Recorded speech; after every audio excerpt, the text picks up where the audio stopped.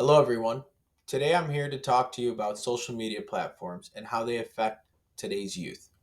But first, a little history. Imagine it's the year 1960. Our parents are young. Their largest distraction during that time was the television set. And it wasn't like TV nowadays, with cable and streaming over thousands of channels. At that time, there was three basic channels.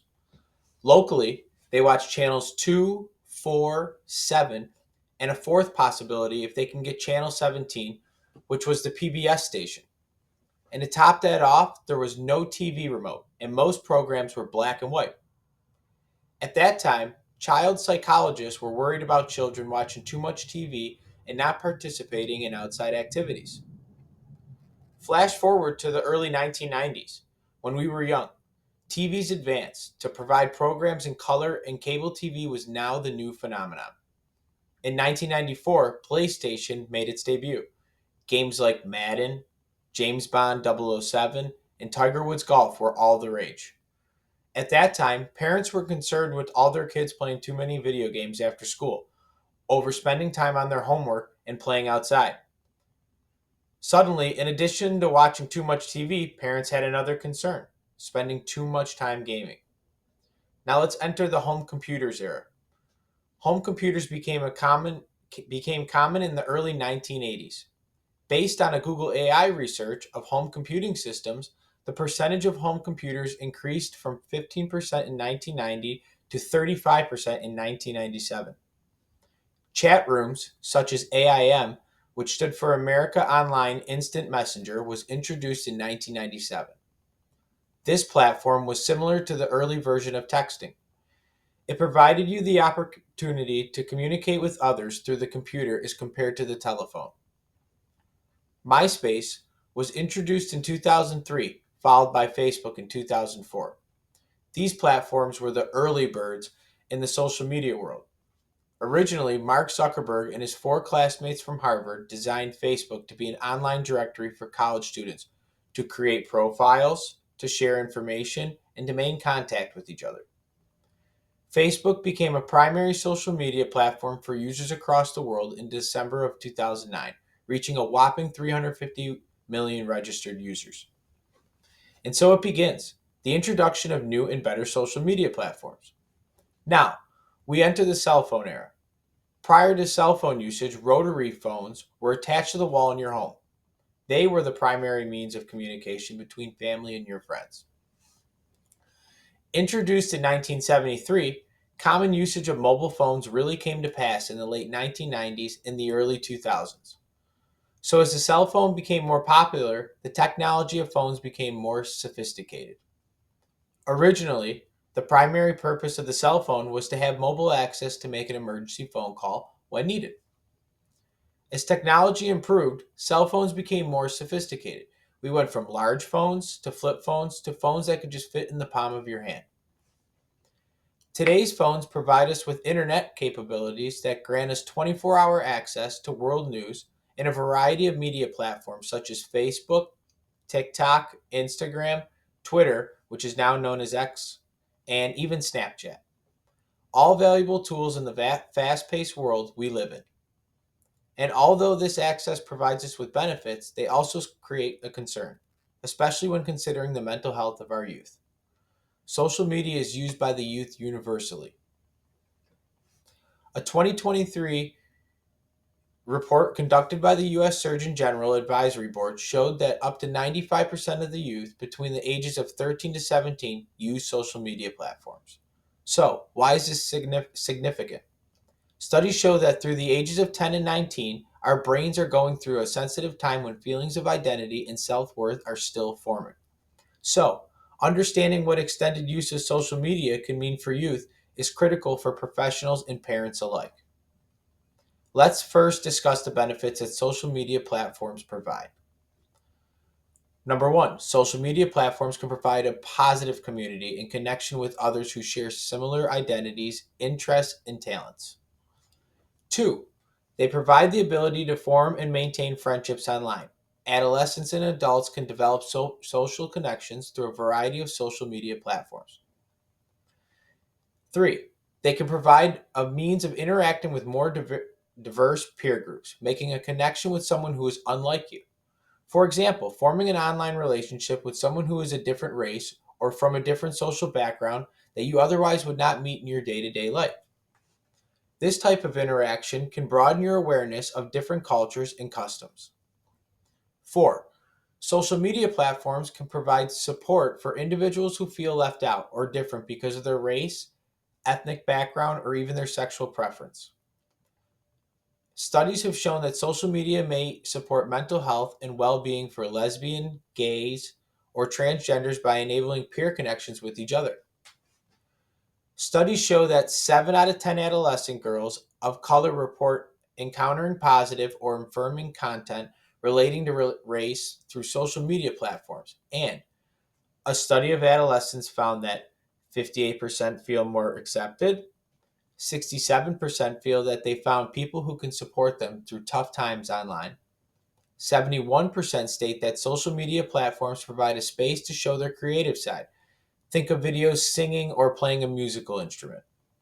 And 80% feel more connected to what is going on with their friends. So, what is the problem? Why are we concerned with negative effects?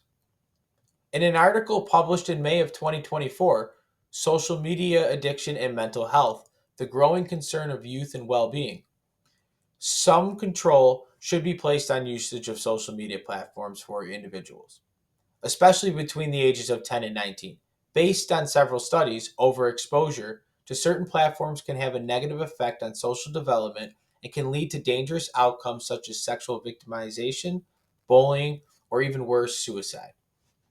Number one, social media can spur antisocial ills, including digital addiction, cyberbullying, and mental health issues. Based on studies from addiction centers, social media has been shown to act like gambling or recreational drugs. The constant stream of retweets, likes, and shares from these sites can cause the brain's reward area to trigger the same kind of chemical reaction seen with drugs like cocaine. Because of this, the U.S. Surgeon General Vivek H. Murthy called for a warning label on the platforms. Shield adolescents from online harassment, abuse, and from exposure to extreme violence and sexual content that too often appears in the algorithm driven feeds. Based on a Pew Research Center report, 59% of American teens have been bullied online, including offensive name calling, false rumors, and non consensual sharing of explicit images. Digital addiction can lead to anxiety, depression, mood swings, and even a lack of interest in the real world. Cyberbullied victims are more than twice as likely to self harm and enact suicidal behavior than non victims are subject to mental, emotional, and even physical harms. Both digital addicts and cyberbullying victims may be less productive or skip school and even work. Some may turn to drugs and alcohol to cope with their distress. 2. Social media encourages the spread of misinformation. Social media users frequently collect in echo chambers where similarities among people greatly outnumber differences. They allow misinformation to spread because users are less likely to fact check a post by someone with whom they identify and want to agree with. Potential risk of harm from content exposure, extreme, inappropriate, and harmful content continues to be easily and widely accessible by children and adolescents. This can be spread through direct pushes, unwanted content exchanges, and even algorithmic designs. 3. Social media increases privacy risk across the internet. Social media is a breeding ground for a risk of privacy. According to the report by the editors of Procon, Does Social Media Spur Digital Addiction and Other Social and Personal Ills, published in November of 2024, only 49% of Americans had confidence that social media companies can protect their private information. So, why is excessive use of social media a problem, especially for adolescents? According to the Yale Medicine article, How Social Media Affects Your Teen's Mental Health, a Parent's Guide, published in June of 2024, there are three primary stressors use of social media platforms. Number one, insecurity, a lack of confidence. The inability of adolescents to understand that most posts on social medias are often highlight reels of someone's life. Individuals typically show the best and brightest moments of their life, leaving the viewers feeling insecure. Why can't my life be like that? Why can't I look like that? Two, the social currency of social media. When posting, adolescents often look to see how many likes they receive on a post or how many times their post may get shared. They tie their self worth on what others think about them. Failure to generate positive feedback or comments can lead to depression and, even severe cases, even suicide. Number three, FOMO, which stands for fear of missing out. The feeling that everyone is doing fun things while you are being left out or are not permitted by your adults. Excessive use of any or all social media platforms can lead to sleep problems, attention problems, and even feelings of exclusion. So, what is the answer? For policymakers, we can strengthen protections to ensure greater safety for children who use social media platforms. Introduce policies that can further limit access to certain platforms, which include strengthening and enforcing an age limit. For parents and guardians, create a family plan for social media usage. Agree upon boundaries where social media can be used and how often adolescents can use social media. Teach your kids about technology and to be responsible in using social media platforms. Limit the age of a child that can access to social media platforms. Young children do not need smartphones. Monitor their social media accounts of your children and model responsible social media behavior. Practice what you preach. In closing, social media is kind of like a double-edged sword. It's a powerful tool of connection and can help many struggling teens. But on the other side of that sword, it can create so many issues with mental health and a real view of the world. Yes, it is a parent's job to teach their kids the pros and cons, but as a society, we need to improve, and everyone needs to take a step up to navigate the online world and make a brighter future for our youth. Thank you, everyone. Have a great day.